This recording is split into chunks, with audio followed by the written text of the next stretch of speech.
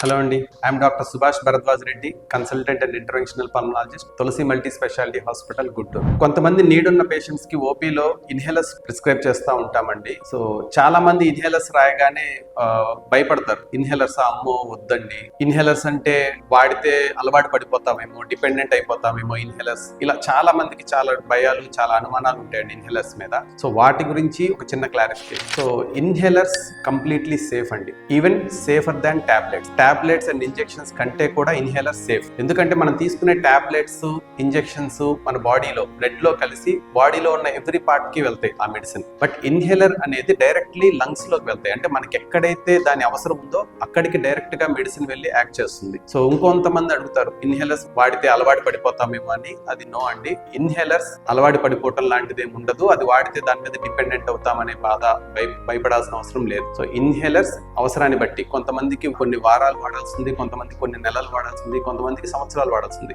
అది depending on the disease, patient కి ఉన్న ప్రాబ్లమ్ ని బట్టి వాడతాం అంతే. సో దానికి డిపెండెంట్ అవ్వాల్సిన అవసరం ఉంటుంది. సో ఇన్హేలర్స్ టాబ్లెట్స్ కంటే కంప్లీట్లీ సేఫ్. Thank you.